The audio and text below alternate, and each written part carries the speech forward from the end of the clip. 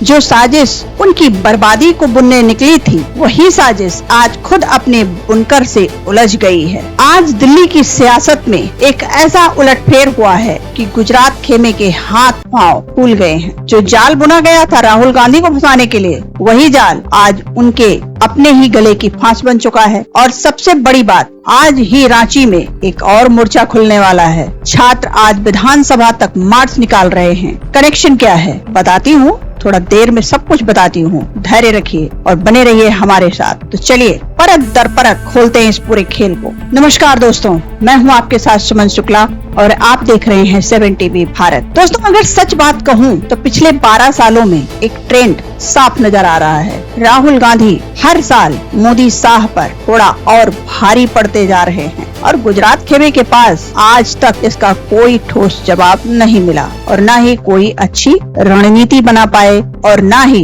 इसका कोई काट ढूंढ पाए। तो आइए अब समझते हैं आखिरकार ये पूरा गेम शुरू कहाँ से हुआ और फिर चलते हैं आज की सबसे बड़ी खबर पर। दोस्तों, आपको याद ही होगा 20 जुलाई की वो चिंगारी जब जंतर मंतर का आंदोलन अपने चरम पर था। 20 जुलाई को हालात बिगड़ गए। दिल्ली पुलिस के पास लाठी, आंसू गैस और कथित तौर पर पैलेट गन के इस्तेमाल के अलावा कोई रास्ता नहीं बचा। छात्रों ने पैलेट और चोट के निशान मीडिया के कैमरों के सामने दिखाए। इस आंदोलन में शामिल थे साहिल, जिनकी आंख में पैलेट लगा, सर्जरी तक करानी पड़ी। मुस्कान शर्मा, जिन्होंने पुलिसिया सख्ती के साथ सांप्रदायिक प्रोफाइलिंग का आरोप भी लगाया, और झारखंड की नूतन टोप्पो, जो खुद पैलेट गन का शिकार बनी थी। अगर आंदोलन इससे ज्यादा तूल पकड़ता तो क्या आपको लगता है कि सरकार के लिए संभालना आसान था? इस सरकार के लिए संभालना और मुश्किल हो जाता। और ठीक इसी दौर में राहुल गांधी संसद के भीतर मोर्चा संभाले हुए थे और उसी वक्त एक और मोर्चा खुल गया बाहर झारखंड में। अब सवाल उठता है कि आखिरकार झारखंड ही क्यों? तो साफ कर देती हूँ कि झारखंड के छात्रों का आंदोलन नकली नहीं है। उनकी मांगे जायज हैं, 100% जायज हैं और उनका संघर्ष भी असली है। क्योंकि JPSC और JSSC CGL भर्तियों में गड़बड़ी को लेकर उनका गुस्सा बिल्कुल वाजिब है। लेकिन यहीं पर सियासी तस्वीर भी देखिए। झारखंड में JMM कांग्रेस गठबंधन की सरकार है, यानी ये आंदोलन बीजेपी के खिलाफ नहीं बल्कि खुद इंडिया गठबंधन की सरकार के खिलाफ है। मुख्यमंत्री हेमंत सोरेन राहुल गांधी के करीबी सहयोगी माने जाते हैं और यही से शुरू होता है बीजेपी का पर्दे के पीछे का खेल। जानकारों का कहना है कि पार्टी चाहती थी कि ये आंदोलन और भड़के ताकि दबाव बढ़े और राहुल गांधी अपने ही गठबंधन की आंच में घिर जाएं। लेकिन बात यहाँ पर इतनी सी नहीं है। आपको 2 टूक में बात बताती हूँ। छात्रों का गुस्सा बिल्कुल असली है और बीजेपी की मंशा राजनीतिक। दोनों बातें एक साथ सच हो सकती हैं और शायद सच हैं भी। ताजा अपडेट के अनुसार रांची के जयपाल सिंह मुंडा स्टेडियम में धरना अब भी जारी है। 29 जुलाई से छात्र अनिश्चितकालीन भूख हड़ताल पर बैठे हैं। JLKM नेता देवेंद्र नाथ महतो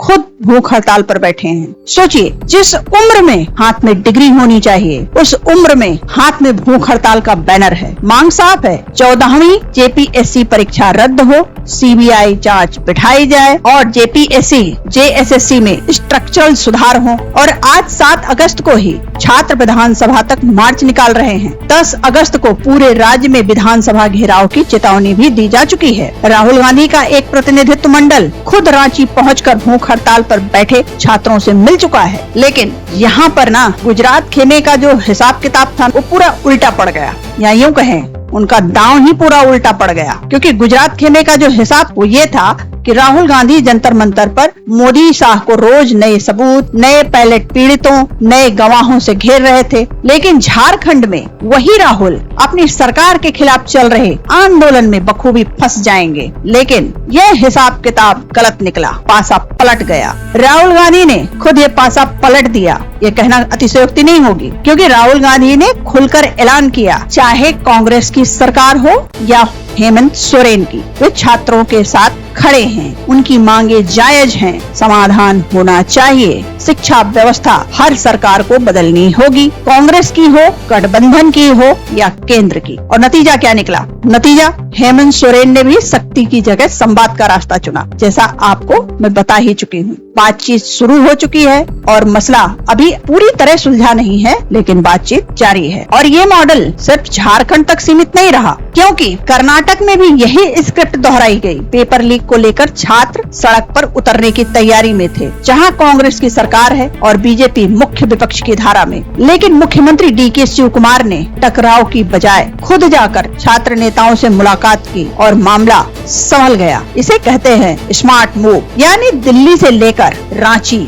और बेंगलुरु तक राहुल का फॉर्मूला बीजेपी की रणनीति पर भारी पड़ता दिख रहा है बॉस। अगर 20 जुलाई से पहले मोदी और शाह ने भी यही रास्ता अपनाया होता तो शायद लाठी, आंसू गैस और पैलेट गन तक की नौबत नहीं आती और न ही छात्र इतने सताए जाते। जंतर मंतर की बात कर रही हूँ मैं। अब आइए बीजेपी के जवाबी वार पर नजर डालते हैं। और निष्पक्षता के लिए ये बताना भी जरूरी है कि भाई साहब, बीजेपी चुप नहीं बैठी। पार्टी प्रवक्ता संबित पात्रा ने राहुल गांधी पर पलटवार करते हुए सवाल उठाया और कहा, जब झारखंड के अपने छात्र आंदोलन कर रहे हैं तो राहुल गांधी वहां जाकर उनसे मिलने क्यों नहीं गए? पात्रा ने इसे सिलेक्टिव पॉलिटिक्स करार दिया है, यानी अब सवाल दोनों तरफ है। जो उंगली मोदी शाह पर उठ रही थी, वही उंगली अब राहुल की तरफ भी मुड़ चुकी है। आइए अब नजर डालते हैं, मोदी और शाह संसद से गायब क्यों हैं? यही सबसे तीखा सवाल है। मॉनसून सत्र के 14 दिन बीत चुके हैं, न प्रधानमंत्री मोदी सदन में आए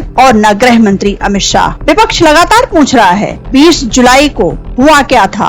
अब तक कोई जवाब नहीं है। मल्लिकार्जुन खड़गे ने बकायदा गृह मंत्री को सदन में आकर जवाब देने का न्योता दिया है। सवाल बस इतना है, क्या अमित शाह आएंगे या फिर बचते रहेंगे? और यहाँ एक बात और गौर करने लायक है, अमित शाह वो नाम है जिन्हें मोदी सरकार का क्राइसिस मैनेजर कहा जाता है, हर संकट को संभालने वाला चेहरा कहा जाता है, हर परिस्थिति को भांपने वाला जानकार कहा जाता है। लेकिन इस बार सवाल उल्टा है, क्या क्राइसिस मैनेजर ही खुद क्राइसिस बन गए हैं? क्या शाह ने मोदी को फंसा दिया है? तो दोस्तों, तस्वीर साफ है। एक तरफ संवाद और मौजूदगी है, दूसरी तरफ चुप्पी और गैरहाजिरी है। अगले 5 दिन बताएंगे कि सरकार किस रास्ते पर चलती है। हम नजर बनाए रखेंगे, आप भी बने रहिए हमारे साथ। और चलते चलते एक और शेयर अर्ज करती हूँ, सवाल जब तक जुबान पर हो, सवाल जब तक जुबान पर हो, तब तक खामोशी चलती है। जवाब का वक्त आते ही असली पहचान खुलती है। तो आज की ये खबर यहीं तक। मैं मिलती हूँ आपसे फिर अगले वीडियो में। मैं हूँ आपके साथ सुमन शुक्ला